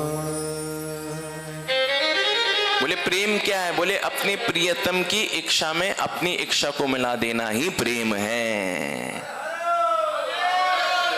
बोले जिसमें हमारा प्रियतम प्रसन्न है उसी में ही हमारी प्रसन्नता है। तो देखो मैना ने देखा था किसको, सती मैया पार्वती पहले सती बनकर के आई थी, एक बार दर्शन किया था, इनके मन में भी ये भाव जग गया था कि ये मैना के मन में भाव आया था सती मेरी भी बेटी बनकर के आए। आपको सद्भाव जगाना है भैया। वृंदावन में तो हमने देखा है ऐसे ऐसे भक्त हैं जो लड्डू गोपाल को अपना बेटा बना करके घूम रहे हैं। बोले मेरा बेटा नहीं, बोले आज से यही मेरे पुत्र हैं। स्कूल ले जाते हैं, स्कूल पढ़ने जा रहे हैं लड्डू गोपाल, लौट करके आते हैं, बोले अब स्कूल से पढ़ करके आ गए ना। भक्त का क्या भाव है, वो कहता है देखो स्कूल से पढ़ करके आ गया ना, मेरा बच्चा भी थक गया है, ये आराम करेगा, इसका होमवर्क मैं करूंगा। तो ऐसे भी भक्त हैं जिन्होंने भगवान को अपना सर्वस्व समर्पण कर दिया है। ना मैं देखूं किसी और को, ना तो ये देखन दूं। इसलिए भैया प्रेम गली अति साकरी, या में दो न समाए। केवल भगवान ही हमारे हृदय में विराजित हो जाए, यही भाव आप बनाएं। तो देखो मैना ने देखा सती को, उसके मन में भाव जाग गया कि मेरी भी ऐसी संतान हो जाए। और ये मैना के पति कौन है? मैना के पति हैं हिमालय। और भगवान भोलेनाथ को हिमालय बड़ा पसंद है, वहीं पर तो कैलाश है। भगवान भोलेनाथ देखो किसी भी अगर साधु को, महात्मा को तपस्या करनी है तो कहां पर जाता है? हिमालय पर जाता है। अगर तपस्या आप करना चाहते हो, शीघ्र तपस्या आपको फलीभूत हो, तो उसके लिए आप हिमालय का आश्रय लीजिए। भगवान नर नारायण वहीं तो बैठे पर्वतों पर, भगवान बद्रीनाथ वहीं तो विराजमान है, भगवान केदारनाथ, गंगा मैया वहीं से तो प्रकट हुई हैं। तो यह हिमालय देवभूमि है। और मैना के पति का नाम है हिमालय, हिमाचल। तो भैया ये तो भगवान भगवती को अपनी बेटी रूप में पाना चाहते थे। हिमालय ने भी तप किया है कि भगवती अम्बा मेरी बेटी बनकर के मेरे घर में आ जाएं। पर कैसे तप किया जानते हैं आप? सदगुरुदेव भगवान सुनाते थे ना, बोले 100 वर्ष तक एक वृक्ष के नीचे उल्टा लटक करके तप कर रहे हैं और नीचे आग जल रही है। देखो कैसी तपस्या के बाद भगवती प्रसन्न हुई, जरा विचार करना। मैना के मन में भाव तो आया था बेटी बन करके आओ, परंतु फिर भी भगवती ने कहा कि मैं ऐसे बेटी बन करके नहीं आऊंगी, मैं जगत जननी हूं, मैं अम्बा हूं, मैं भगवती हूं, हर किसी के घर में तुमने ऐसी प्रार्थना की तो प्रकट हो जाऊंगी। तब हिमालय ने बड़ी सुंदर तपस्या की है, एक वृक्ष से उल्टा लटक गए। सबने कथा सुनी है, 100 वर्ष तक 100 रस्सियां बांधी हैं और अपनी पत्नी मैना से कहा है कि देखो जैसे ही मेरा 1 वर्ष तपस्या का पूरा हो जाएगा, मेरी एक रस्सी को काट देना। जैसे वर्ष पूरे होते जाएं, एक एक करके रस्सियों को काटते जाना। 99 वर्ष हो गए, परंतु भगवती प्रसन्न होकर के प्रकट नहीं हुई। आखिरी रस्सी 99 वर्ष चल रहा था, आखिरी दिन था, परंतु आज भी भगवती नहीं आई। हिमालय ने अपनी पत्नी से कहा है, मैना से कहा, एक काम करो आखिरी रस्सी काट दो। रोने लगी, मैं अगर काट दूंगी तो नीचे आग जल रही, जल करके भस्म हो जाएंगे, मैं अपने पति से वंचित हो जाऊंगी, और अगर बात नहीं मानूंगी तो पति की आज्ञा का उल्लंघन होगा, और पतिव्रता पत्नी का कर्तव्य है पति की आज्ञा का पालन करना। परंतु पतिदेव ने कहा है, तो जैसे रोती हुई, जैसे रस्सी काटने को तैयार हुई, तभी भगवती वहां पर प्रकट हो गई। 99 वर्ष की तपस्या के बाद स्वयं भगवती वहां पर प्रकट हुई हैं।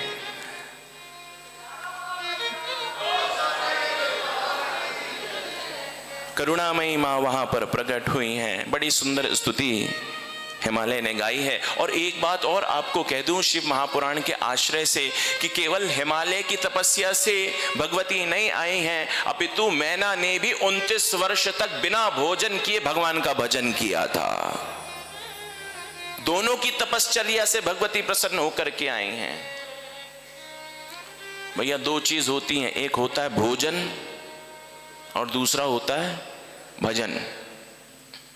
सदगुरुदेव भगवान कहते थे ना, देखो भजन में कोई मात्रा नहीं है, पर भोजन में मात्रा है। तो भोजन हमें मात्रा में करना है, और भजन कितना करना है? बोले अनलिमिटेड, कोई मात्रा ही नहीं है। तो देखो भगवती प्रकट हुई हैं हिमालय के सामने। हिमालय ने जैसे ही दर्शन किया है भगवती का, तो 9 श्लोकों में स्तुति गाई है, मैना ने भी स्तुति गाई है, और अंत में मैना ने भगवती को प्रणाम करके कहा है कि भगवती अगर आप हम पर प्रसन्न हैं तो हमें बलशाली 100 पुत्र हो ऐसा आशीर्वाद दें, और आप स्वयं हमारी बेटी बन करके हमारे घर में पधारें।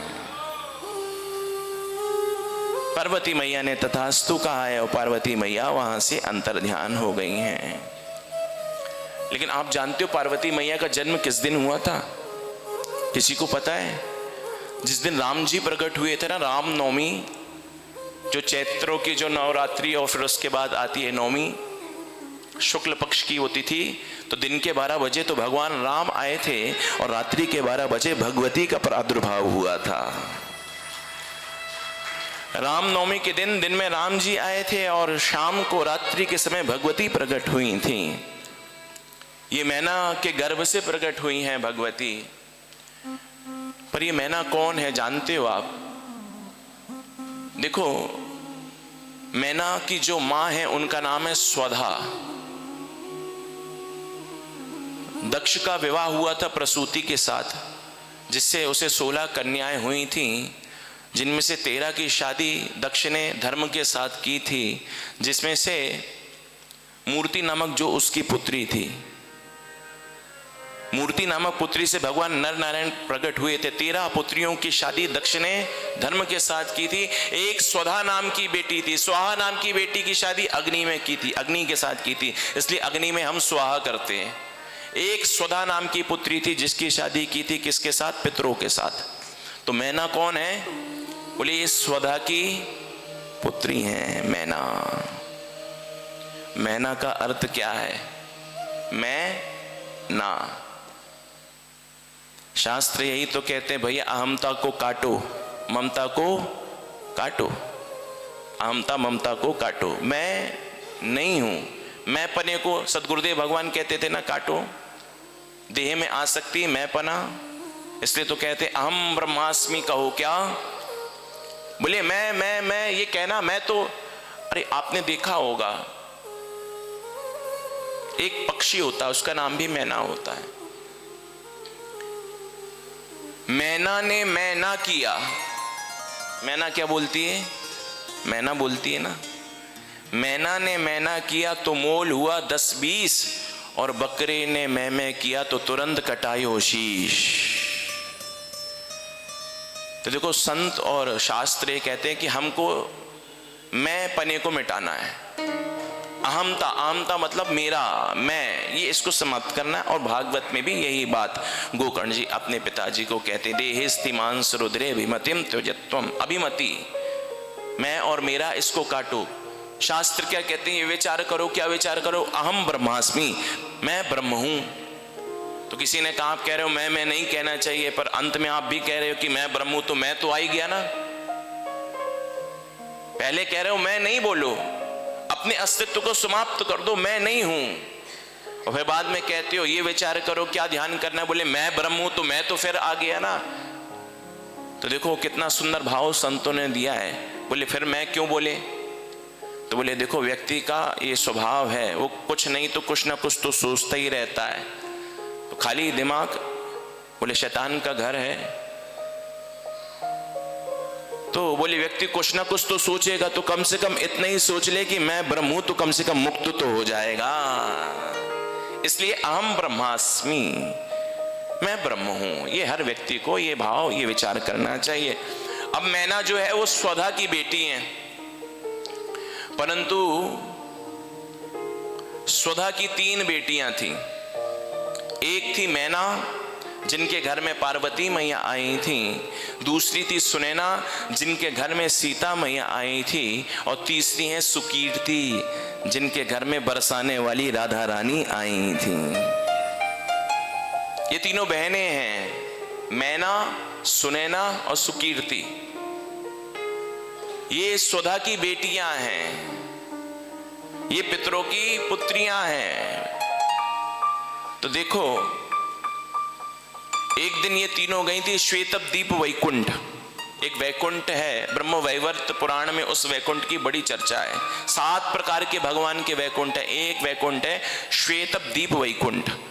वहीं पर ये स्वधा की पुत्रियां मैना, सुनैना, सुकीर्ति गई थी भगवान विष्णु का दर्शन करने के लिए। पर वहीं पर आ गए सनकादि मुनि।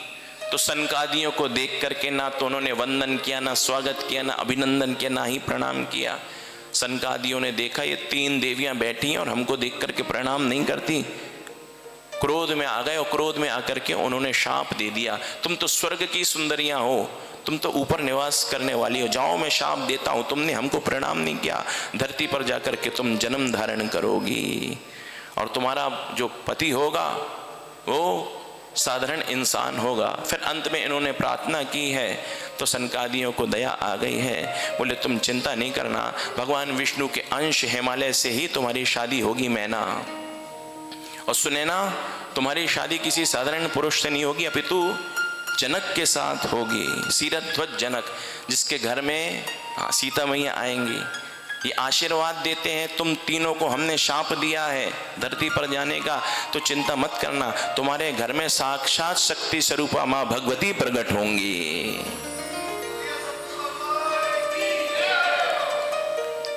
ये अयोनिजा हैं, ये 3 बहनें, ये मातृगर्भ से जन्मनी हुआ ये प्रकट हुई थी, पर इनका विवाह हुआ था हिमालय के साथ मैना का, और मैना के घर में आई थी कौन? पार्वती मैया जब ते उमा शैल ग्रह आई, सकल सिद्धि शुभ संपत्ति छाई। सारे देवता स्तुति गाने के लिए आए थे। अब भगवती आई हैं तो देवता तो आएंगे ही। इसी प्रकार जब भगवान कृष्ण कन्हैया आए थे तो देवता आए थे, उन्होंने भी भगवान की स्तुति गाई थी। उस स्तुति को कहते हैं गर्भ स्तुति। भगवान कृष्ण कन्हैया आए थे, देवताओं ने जो स्तुति गाई थी वही स्तुति आज इन देवताओं ने भगवती के लिए गाई है। सत्यव्रते सत्य परे त्रिसत्ये। देवी मैया आप जन्म लेने वाली हैं, परंतु आपका एक नाम है, आप सत्यव्रत हो, सत्य को धारण करने वाली हो। तो जब गर्भ में भी थी तब स्तुति हुई थी, पर प्रकट हुई है हाँ 8 भुजाओं को धारण करके। और जैसे ही मैया मैना ने दर्शन किया है वो प्रसन्न हो गई हैं। पर्वत की पुत्री कहलाने के कारण इनका एक नाम पार्वती पड़ा है। सारे देवता आकाश में प्रकट हो गए हैं और भगवती प्रकट हुई हैं तो सुमन वृष्टि कर रहे हैं। सारे देवताओं ने मिलकर के स्तुति गाई है और मैया ने भी स्तुति गाई है। और मैया मैना ने ये प्रार्थना की है कि माँ आप प्रकट हुई हैं मेरी बेटी बन करके, तो मुझे आप अपनी बाल लीलाओं का दर्शन कराइए। तो बाल लीलाओं का भी दर्शन कराया है। और धीरे धीरे जब पार्वती मैया बड़ी हुई हैं तब भगवान भोलेनाथ ने भेजा है नारद जी महाराज को कि